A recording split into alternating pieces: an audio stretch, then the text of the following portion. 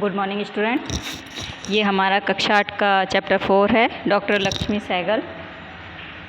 इसमें एक ये संस्मरण है। संस्मरण का मतलब होता है जब हम किसी के बारे में, किसी के जीवन के विषय में, किसी के बारे में बताते तो वो संस्मरण होता है, उसे हम संस्मरण कहते हैं, जो कि गिरिराज किशोर जी के द्वारा लिखा गया है। ये हिंदी के वरिष्ठ साहित्यकार थे। तो इन्होंने लक्ष्मी सहगल के बारे में बताया है कि जो लक्ष्मी सहगल थी वो नेताजी सुभाष चंद्र बोस की आज़ाद हिंद फौज की कैप्टन रही हैं। उनका जन्म 24 अक्टूबर 1914 को चेन्नई में हुआ था। उन्होंने 1938 में मद्रास मेडिकल कॉलेज में MBBS की डिग्री ली। केवल 26 वर्ष की अवस्था में वे एक युवा डॉक्टर के रूप में सिंगापुर चली गईं। वहीं उनकी मुलाकात सुभाष चंद्र बोस से हुई। उसके बाद उनके जीवन की धारा बदल गई। वे आज़ाद हिंद फौज में शामिल हो गईं। आज़ादी के बाद उन्होंने अपना सारा जीवन गरीबों की भलाई में लगा दिया और जीवन के अंतिम समय तक वे सक्रिय रहीं, मतलब हमेशा लोगों की मदद करती रहीं, हमेशा देश के लिए जो भी बन पड़ा वो उन्होंने किया। वे भारत की उन महान महिलाओं में से थी जो बहादुरी और सेवा भावना के साथ साथ महिला सशक्तिकरण के लिए भी लंबे समय तक याद रखी जाएंगी। 2002 में उन्होंने राष्ट्रपति पद का चुनाव भी लड़ा, लेकिन उन्हें सफलता नहीं मिली। 23 जुलाई 2012 को 98 वर्ष की उम्र में उनका निधन हो गया।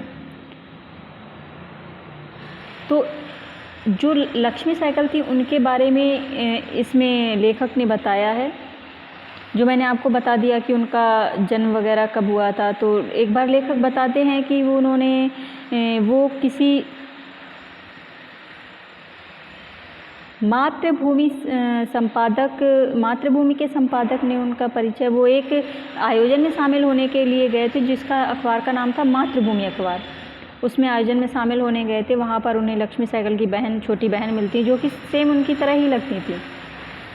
तो उन्होंने डॉक्टर लक्ष्मी सहगल की आकृति उनके साथ खड़ी हुई लग रही थी। उन्होंने सम्मानित करने के लिए बरबस उनके चरण छुए। उन्हें लगा कि उन्होंने भी ऐसी उनके सामने एक ऐसी महान आत्मा उपस्थित है जिन्होंने भारत के लिए आज़ादी के लिए आवाज़ उठाई है। जब ब्रिटिश साम्राज्य अपनी सत्ता का दुरुपयोग भारत के स्वतंत्रता संग्राम को दबाने में कर रहा था, यहाँ आकर जब मैंने उनका जिक्र डॉक्टर लक्ष्मी सहगल से किया तो वह बच्चों की तरह बोली कि मेरी बहन का संदेश देकर मुझे प्रसन्न कर दिया। इसके अलावा जब नेताजी सुभाष चंद्र बोस ने INA यानी कि इंडियन नेशनल आर्मी यानी आज़ाद हिंद फौज बनाई, उस समय डॉक्टर लक्ष्मी सहगल युवा थी। उनके बारे में कहा जाता है कि उनकी गिनती दुनिया के प्रभावशाली और सुंदर महिलाओं में की जाती है।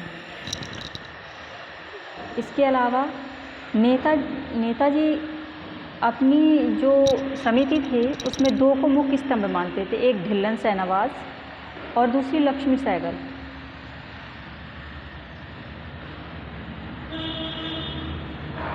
और इसके बाद डॉक्टर लक्ष्मी सहगल का जो उसके बाद कानपुर में ही कर्नल प्रेम कुमार सहगल जी से उनकी शादी हो गई।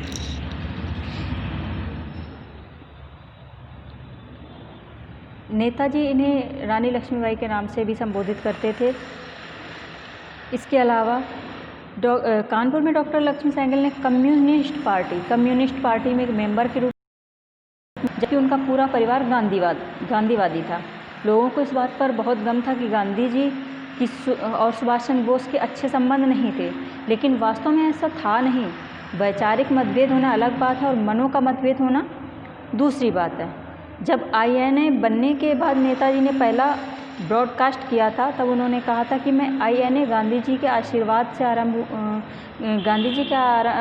से मैंने INA आरंभ किया है। उसी समय गांधी जी पहली बार फादर ऑफ द नेशनल कहकर संबोधित किया था। आजकल जब ये सवाल उठ जाता है कि बापू क्यों कहा जाता है, तो आप कोई भी जवाब नहीं दे पाते। ये शब्द आते ही मैं समझता हूँ कि लेखक कहना का है वो बापू जो शब्द का प्रथम उच्चारण था वो नेताजी के द्वारा ही किया गया था। इसके अलावा वो जो लक्ष्मी सहगल थी वो क्या थी, लोगों का मुफ्त इलाज भी करती थी। और एक बार उनके पास एक औरत आती है जो अपने बच्चे के लिए दवा लेने के लिए आती है।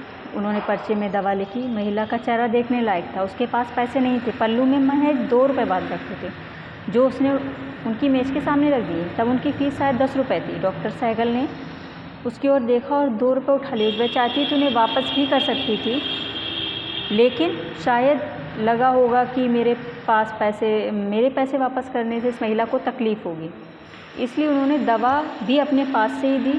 वह हर औरत से पूछती थी कि तुम्हारे कितने बच्चे हैं। एक स्त्री ने बताया 4 बच्चे हैं और एक होने वाला है, और उन्होंने उसे बहुत डांटा, कैसे पालोगी इतने बच्चे। महिला ने कहा ये तो ईश्वर की देन है। तो वह नाराज़ हो गए और कहा ईश्वर बच्चे नहीं देता है, यह तुम्हारे कर्म है जो बाद में बच्चों को भुगतने पड़ेंगे। ऐसा मानवीय हृदय डॉक्टरों में कम होता है। आज के डॉक्टर का ताल्लुक़ या तो फीस से होता है या मरीजों से, और महंगा इलाज करने का बस उनका पेशा रह गया है। शायद अपनी खासियत की ऐसी अंतिम महिला थी जो पिछड़े समाज को भरपूर प्यार दिया और उनकी सेवा भी की, और इसी के साथ साथ उन्होंने देश की भी बहुत सेवा की। इसी महान व्यक्तित्व के बारे में लेखक ने इस पाठ में बताया है। तो आप इसे जब पढ़ेंगे तो समझ में आ जाएगा इसको।